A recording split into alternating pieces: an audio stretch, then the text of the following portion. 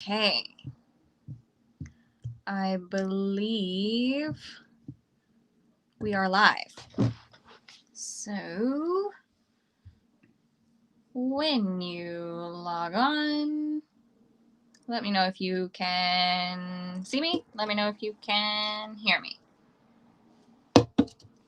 And I am going to pull up the chat.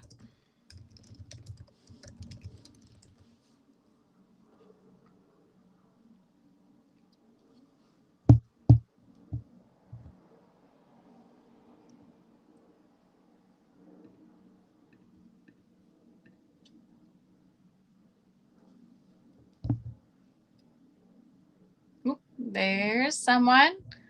All right, let me know if you can hear me. Let me know if you can see me. A couple of people on.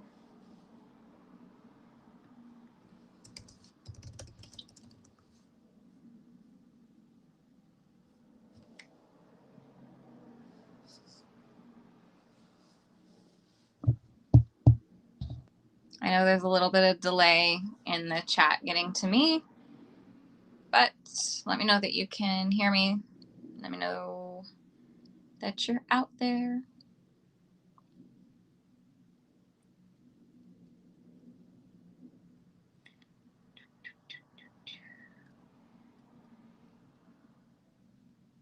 Yay, okay. I have confirmation of visual and audio. Okay. All right, while people are finding us, I just want to clarify that like about the Cato board that I shared in the group today, because and if you don't know what I'm talking about, go back and look in the group. I shared a cute little video of Torch playing with a new Cato board product. It's been in the works for a while. There's been a request for a longer board for like probably since the beginning, because the original board is limiting for larger dogs. So the Jordan wanted to make the next product something that could be super versatile, and I kind of mentioned that there's really not a great travel teeter option out there. Like we have wobble boards, we have rocker boards, and I of course prefer to teach my teeter on a not teeter first. And so he asked, do you think it would be, a good idea? And I told him I thought it would be a fantastic idea. So he asked some questions. We talked for a while. We went back and forth on, how high it should be and how it should drop and how long and everything like that. And he and his team came up with this fantastic product. So that's the only reason why I have it before anyone else, is that I was kind of a part of the collaboration process, and Jordan wanted me to see it first and play around with it first. And so I give it 5 stars, highly recommend. If you're in my teeter class, you'll probably see some new videos show up, because I'm going to get actually serious about training Torch's teeter now that I have this. So I think it's awesome. It doesn't have to be a teeter. It comes off of the base really easily. And so I'll show videos of that over the next, week or so, of different ways I'm going to use it. And I've also used it as a workout bench myself. So it's a really cool new thing. But I didn't bring you here to like sell Cato boards to you. I just wanted to like make sure that no one thinks that I had anything, like I didn't do anything sneaky or special to get my hands on it first. I just happened to help Jordan out with some of the specs and things like that, trying to make it as awesome as possible, because I know the clientele. So anyways, we're going to talk about big events. And it might be a little bit weird to be talking about big events right now, but I feel like enough of us are maybe starting to go back to competition, or maybe think about going back to competition, and these big events are coming back. Like they're going to be happening, and they're now happening in a way that can be safe and functional, because more and more people are vaccinated. So this is a good thing. which means we have to start thinking about these big events now. We have to start thinking about how we're going to prep for these events now, because if some of this stuff is new, you're going to have to start practicing it now at your local competitions. So I'm just going to talk about it and just ask questions as you go. I don't have like a cookie cutter recipe, but this is my general thoughts. You first got to figure out what do you have to do to get to that big event, like qualify for the event. How do you get invited to said big event? And part of that is just looking up the rules, figuring out what qualifying scores that you need in order to attend the event, and then planning between now and the end of that qualification period some periodization in how you're going to get qualified. I have done Monday Musings on periodization. So when you're done with this live, go back into the group, search for periodization, and I talk about that at length, about how to separate your year into like spring training and regular season and postseason, and kind of how you can ramp up and kind of peak at your big event and things like that. But you've qualified, you're going, so we won't really talk too much about how to qualify for those events, not tonight, unless the conversation takes us there. But once you've qualified to go and you're thinking about going, or you know that you're going to go, now how do you prepare? So you've finished like your regular season, you've made it to the postseason, and you're going to this big event, and this is your Super Bowl, this is your World Series, this is your whatever, this is your Olympics, this is it. And you want to be at your best for that event, right? For some people, just going to the event that's like the creme de la creme, and for others it's you got to make the finals, and for others they're going once they make the finals, they're going for the win, right? Any of those goals is fine, but you want to be at your best for that event. And to make that happen, I think we need to kind of look at the whole team and figure out this like, I don't want to call it like a ritual or something, but this formula for each individual team to make that happen, to make that as inevitable as possible. So let's talk about getting your dog. Let's get the dog ready for the big event. This is maybe a little bit radical or different, but when I'm gearing up for a big event, I don't do a lot of training, like actual agility training. One, because if I've qualified for this event, my skills are probably pretty good. My skills are probably pretty well set. And so I don't do a lot of difficult training. I do a lot of, if I do any type of agility training, it is money in the bank training. So it's high rate of reinforcement, really small things. I don't do a lot of sequencing and things like that, where I would be asking the dog to do really taxing things, or asking the dog to do a lot of lengthy coursework ahead of time, where I would be taking out of the reinforcement history. So if I'm doing any specific agility training, I'm putting money in the bank. I am not in favor of going to a seminar or a training day with a new presenter right before a big event, because I am not looking to add new things to my toolbox 6 weeks, 4 weeks, 8 weeks before a big competition.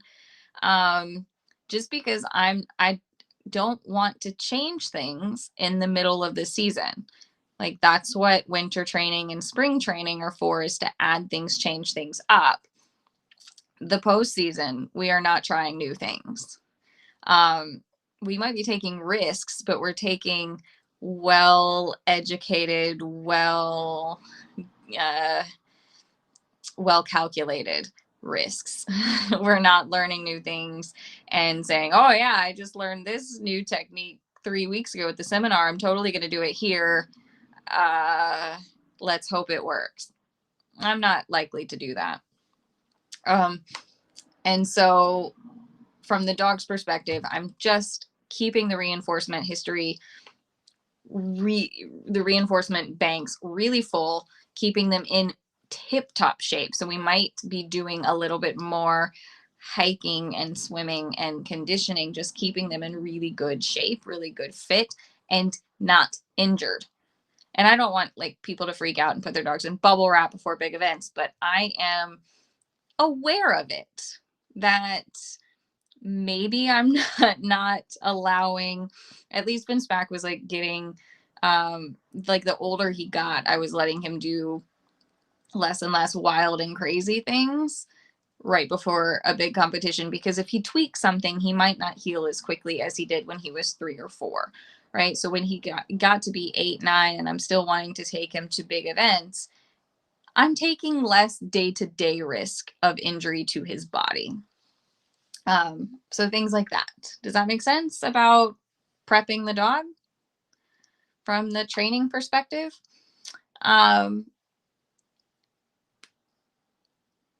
I also, and if you do have questions, just drop them. I know there's a delay, but I'm going to start talking about, okay, how do you prepare yourself? It's really kind of similar to the dog, preparing the dog. Like I said, I'm not looking to add a whole bunch of new things before a big competition. I am looking to just keep myself sharp, make sure that I'm not putting myself at extra risk for injury. Because now I've experienced injuries that don't heal as quickly anymore. And I know everyone's laughing at me, but it's happening. That when something hurts a little bit, if I don't listen to it hurting a little bit, it turns into hurting a lot of it very quickly now. And that didn't used to be a thing.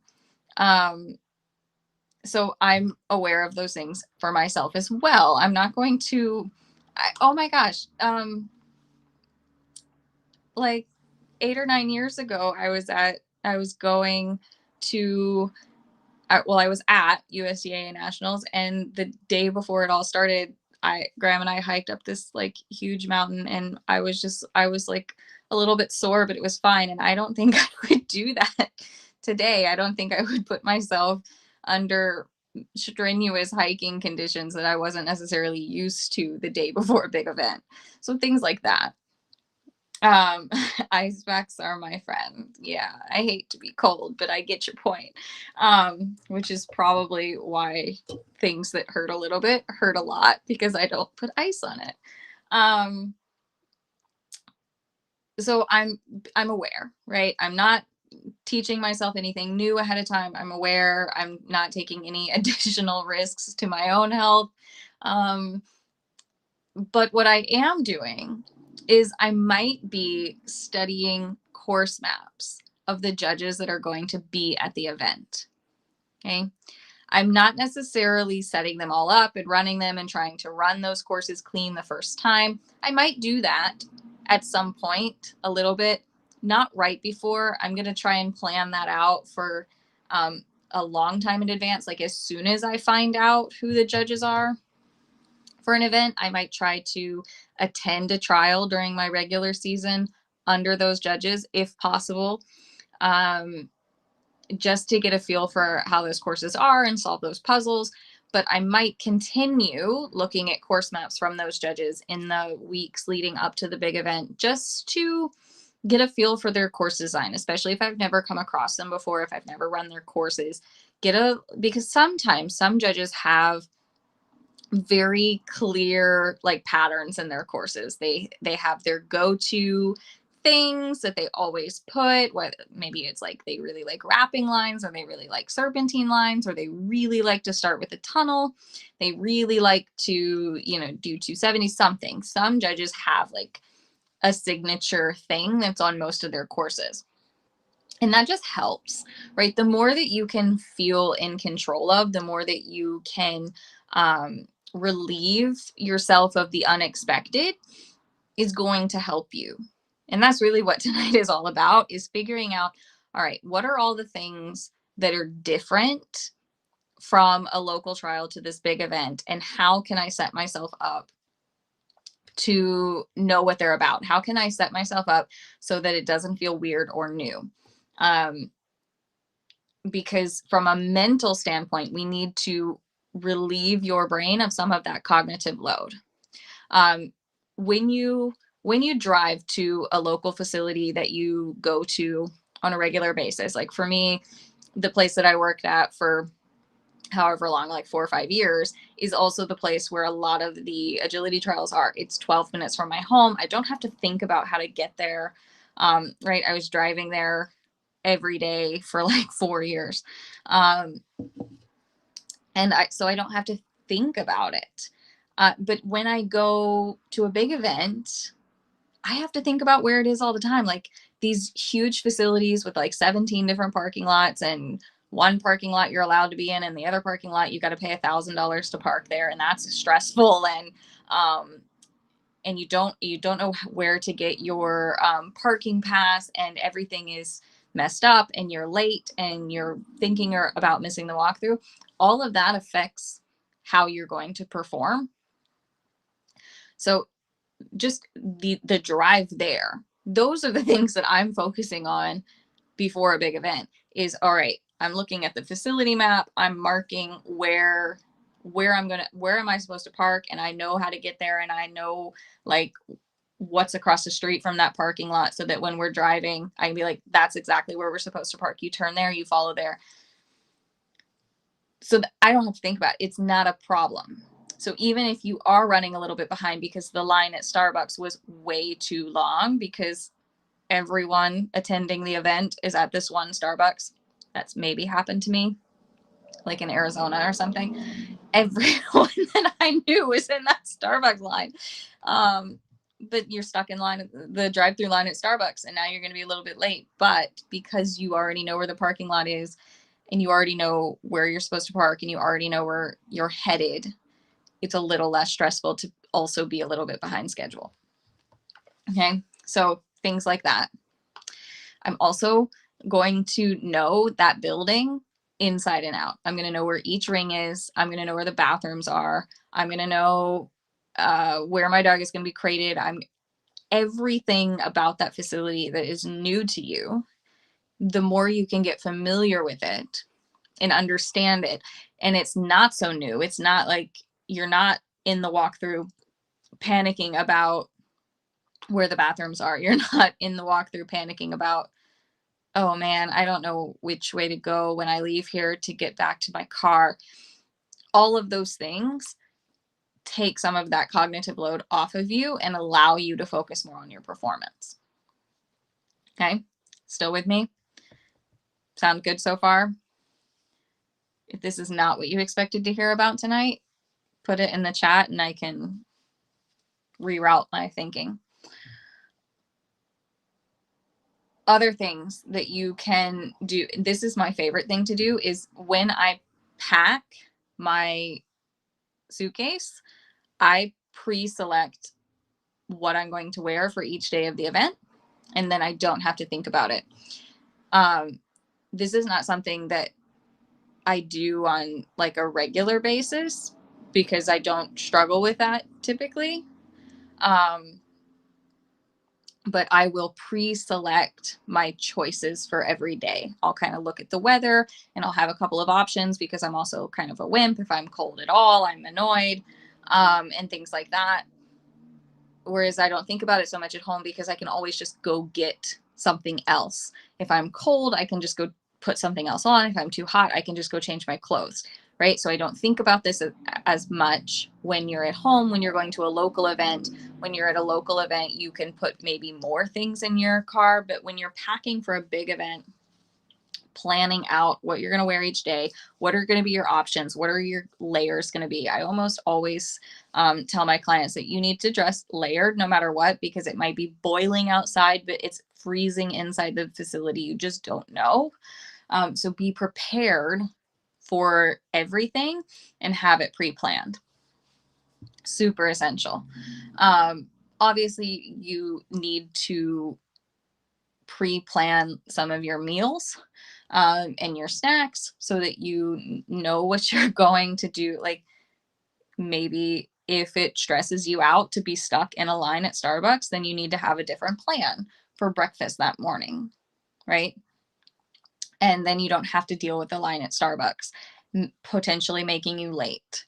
And things like that. All of those things, if they get done ahead of time, it just makes everything easier at the event.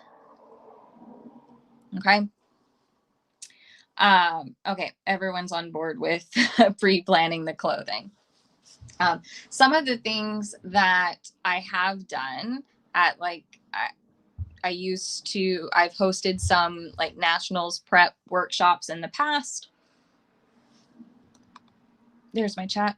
I've hosted these like in-person workshops in the past, and I would do really, really short walkthroughs because obviously the walkthroughs are going to be more crowded at a big event. There's going to be more people packed into your walkthrough than at your typical local trial, especially of late. The walkthroughs are very small and they'll be bigger at big events.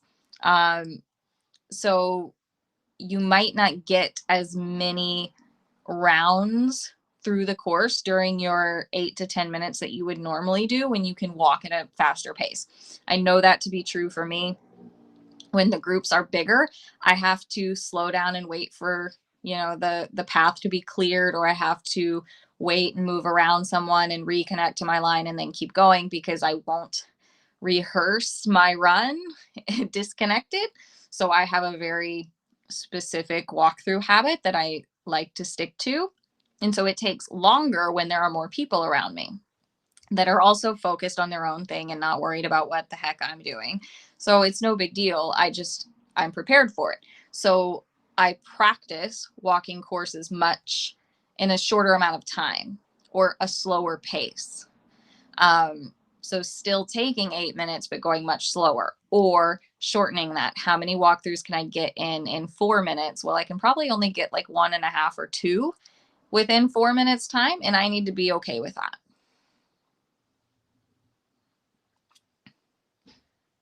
And at a big event, you might not have 50 dogs to watch ahead of you. You might be the third dog in. Someone has to go first. And so I'm not discounting that it takes some people, regardless of their age, longer to memorize courses than others. So if you know that you would typically use more time to watch than preparing for big events, you might go with a different strategy. How can you visualize the course differently and things like that? You might be the first dog on the line at World. Like, you might be. I mean, theoretically, there would be a white dog, so you'd get to watch one, but someone has to be first. So you have to practice. And I just did it in class. We had like a small group. There was like 6 or 8 of us. And so I just shortened the walkthrough time. Like, you've got 4 minutes, figure it out. And it works. It's a way to try and prep your brain for that very real situation that you're going to be in. Another situation that you're going to be in is you are going to have a lot more noise going on around you. At some big events, there is music playing on full blast during the walkthroughs. And sometimes that music is not the music that you would like to listen to. And therefore, you have to be prepared, either noise canceling headphones or really good headphones with your own noise of choice going on in your ears, or you have to get really good at tuning that out. You're also going to encounter a whole new level of dramatic humans right? Everyone's a little bit nervous, everyone's a little bit amped up. Not everyone has the same uh bright, shiny morning attitude. Like there are a lot of people that go to these big events that start very early in the morning, and none of them are morning people. So you might be surrounding yourself for very important time of day, your walkthrough, with people who are very, very grumpy. You've got to be prepared for that. It's very difficult for me. I like getting up in the morning and everyone is a little bit grumpy, right? The flip side of that is, and this is also difficult for me, is that at big events, there is this reunion feeling, right? Friends and people that you only get to see at these big events, and they're all saying hi to you in the first 30 minutes of you arriving. Um, so if you know that that's you, if you have like a lot of social obligation, let's call them obligations, social obligations when you're getting there, I try to do that the day before. Like most big events have like a check-in happening the day before, and like the festivities and the real stuff starts the next day. I always try to check in the day before so that I can, say hi to as many people, hug as many people, do all those things like catching up and talking and kind of wasting time the day before, because I don't want to spend that energy the morning of when I'm trying to focus on competing and things like that. So those are little things that happen that it doesn't feel like it's draining us in the moment, but then we're cooked by like 11 a.m., right? We need to be able to take breaks, which is a good segue. You need to pre-plan your breaks. When you're looking over this is all before you're planning everything. You're looking at your schedule, your approximated run times, and you're going to plan. When are you going to go chill out? One of the best pieces of advice that I got when prepping for the European Open, and I was working on all of this prep work. So going to a different country, staying in a hotel, dealing with people who don't speak the same language. Most of them actually did speak English. It's lovely.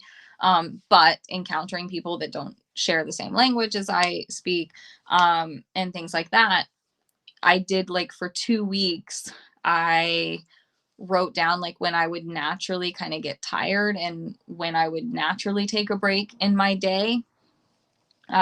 So that when I got my kind of run schedule, I could take my break as close to my normal day-to-day schedule as I kind of typically would. I could walk the dog as close to normal, because the more normal you can make it, the easier it's going to be for both of you. So if you usually wake up really early and take your dog for a walk, if you can repeat that kind of same schedule at the big event, it's really helpful. If you usually walk them in the evening or in the later afternoon, if you can keep to that schedule, it'll make everyone feel better. What else? Food, clothes, energy, breaks. I absolutely love the events that are live streamed, because I sit in my car and watch the event on live stream rather than being in the building. And if you're an extrovert, you're looking at me right now like I have 7 heads, because you're an extrovert. You thrive on all those other people in the building, and I don't. So I love the events that are live streamed, because I can go back to the hotel, or I can sit in the car and I can just be with myself or with Graham and my dogs, and just, I can still be at the event. I can still watch the event. I can still know what's happening. I can still watch all the amazing dogs that are there and the handlers that I want to see, but I don't have to risk spending extra energy on social stuff. And that choice is available for everyone. Okay.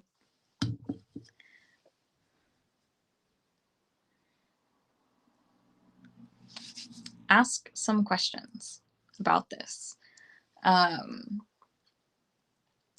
Get me going in a direction that you want me going in? I'm trying to remember what else that we did in the nationals prep workshops.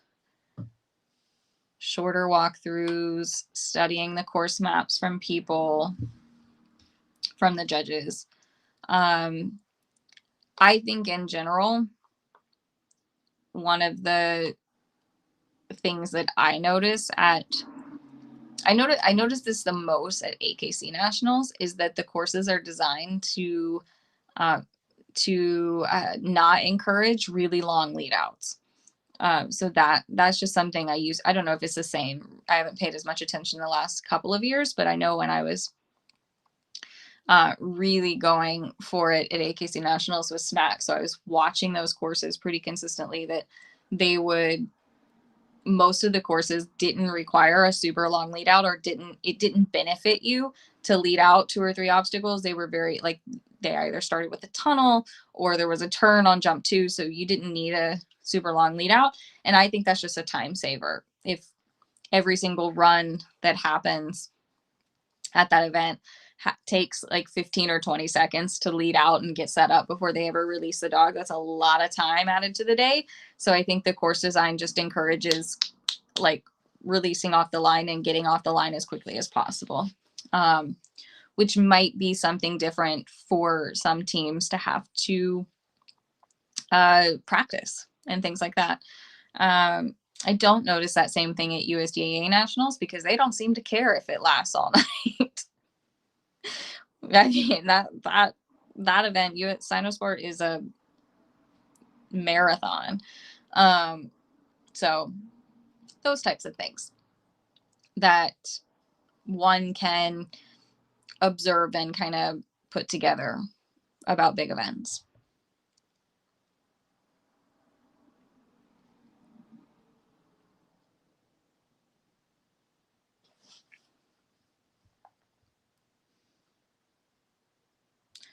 Okay, the question is there any way to get plugged into what is in vogue? Any way to tap into the judges' dialogue of course design for that year?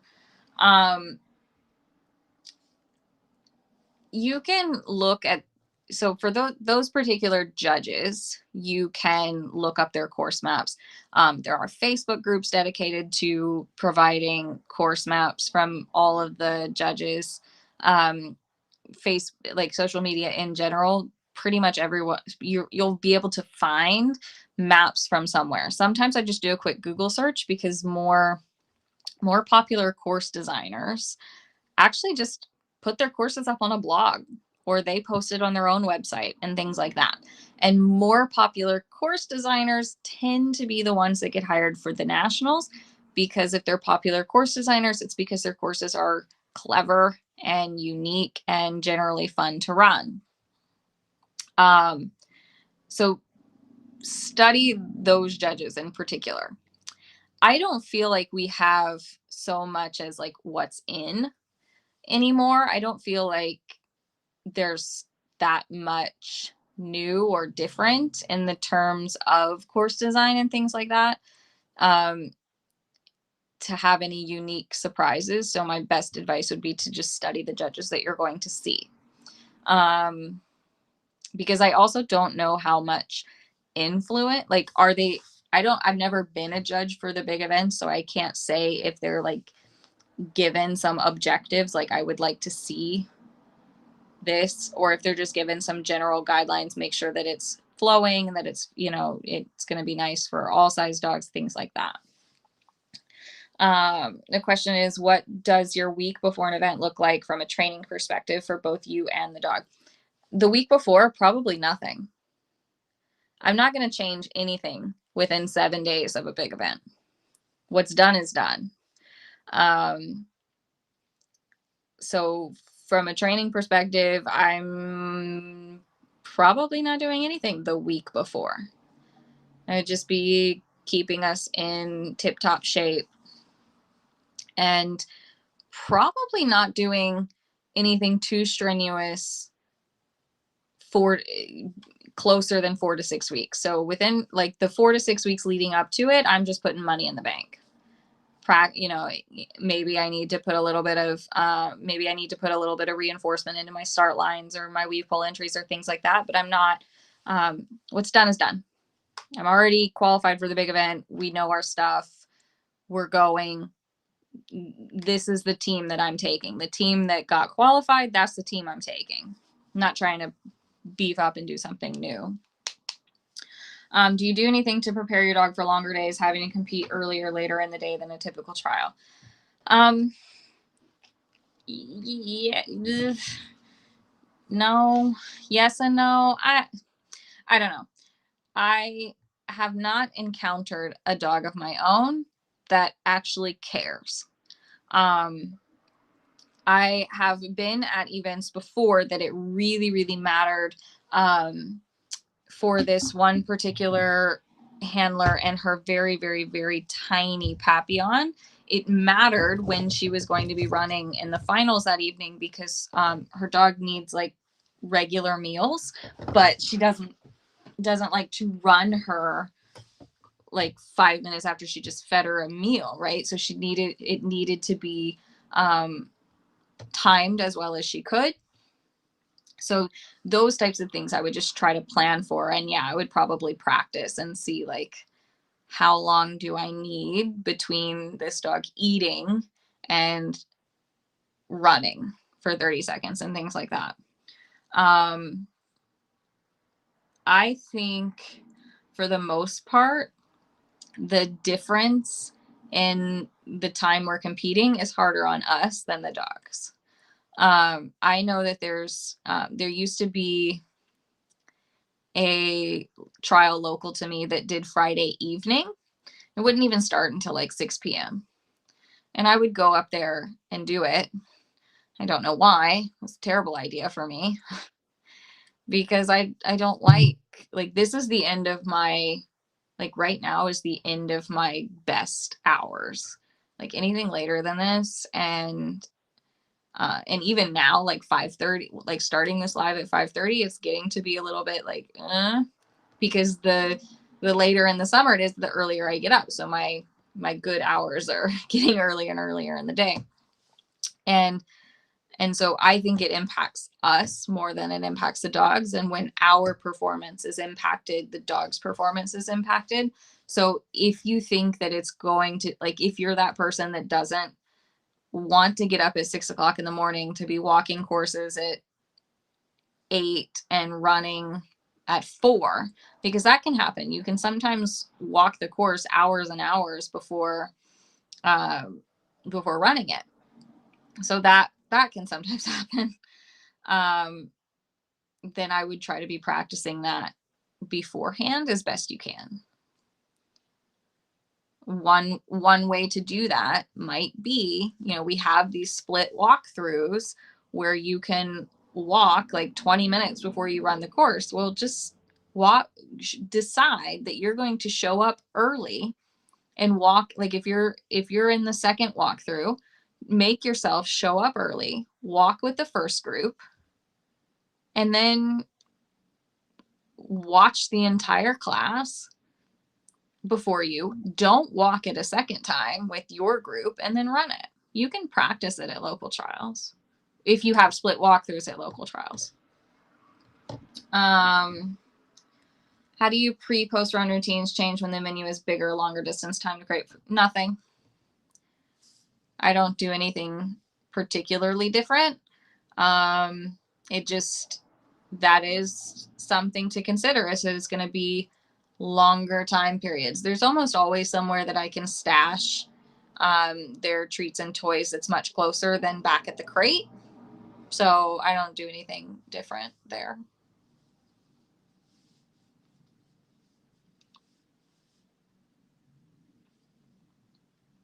And let me know if my answers aren't fully answering your question or if you have follow-up questions to them.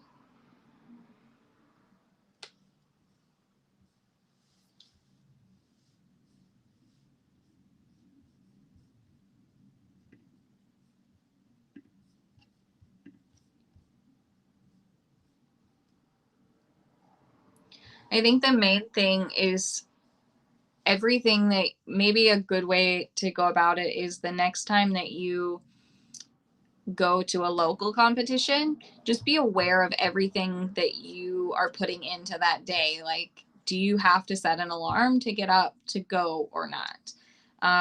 What are you doing the night before to get ready for that next day? And think about everything that goes into the local trial, and then try, when you're preparing for the big event, you're going to try and answer those questions beforehand.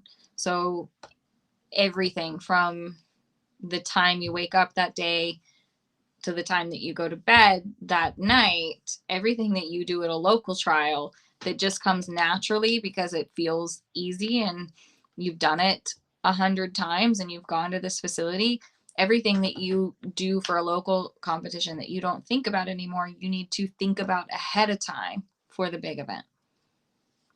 Does that make sense?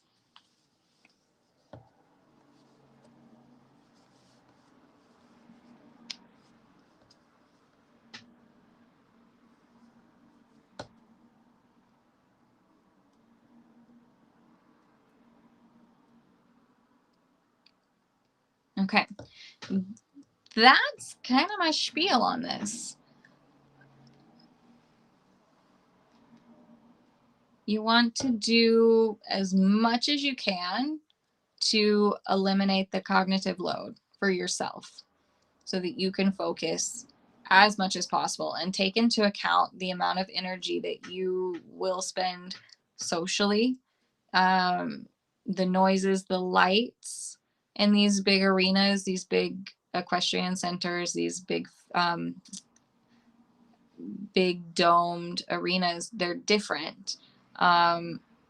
So if you are sensitive to light, it might help to know what kind of lighting is in the building so you can come prepared. You know, do you have to wear sunglasses in the building just to not have a migraine? Things like that.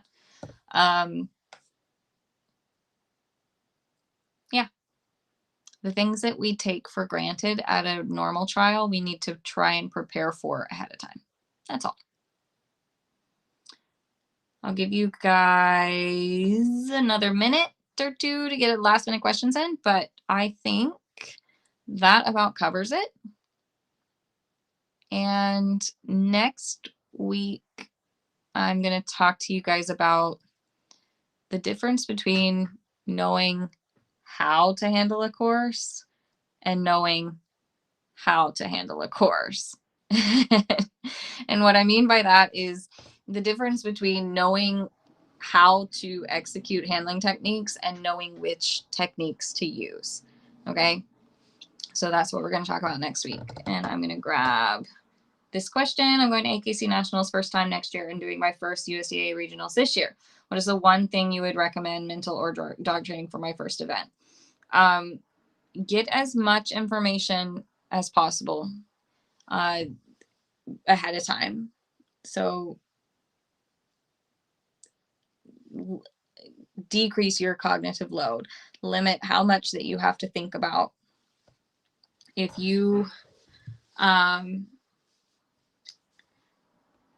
sometimes we, for at least a regional, sometimes we can go to that facility for like a local event or something like that. So that's always a good option, is if you can kind of scope out the place, you can get a better idea of what it's like there. And then think about the things that would drive you crazy if it goes wrong. And then try to prepare for those things as best as possible. Because we get thrown off our game when things happen unexpectedly. And so if we put in the time to just be prepared for those things, then it's not such an issue. Like, it would really bug me out if I got somewhere and then realized I didn't have a grocery store nearby, or I didn't have, if there weren't restaurants that meet my dietary needs nearby. I would like freak out because food is very important to me. But so I do all that ahead of time. Like, I know where my food is coming from to a certain extent. Do I find it helpful to split and go to regional cluster show before nationals? Yes, yes, yes, I do. It's a good split for both of you. Just because just the increase in the people.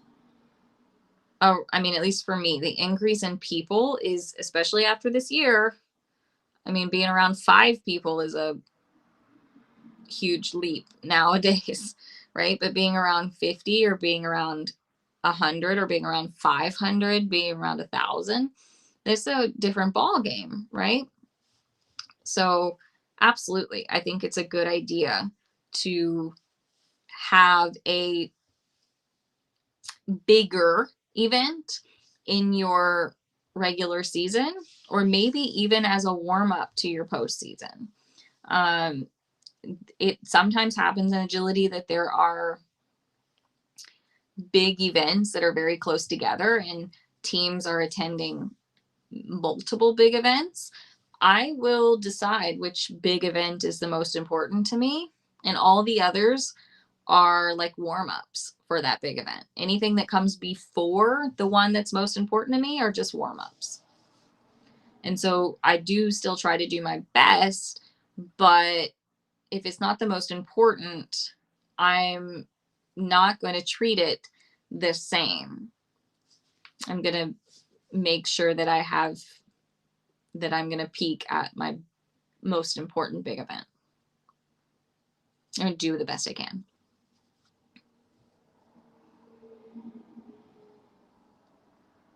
Okay.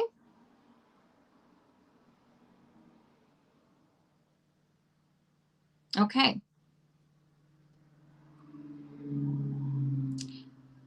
We get to have dinner early then.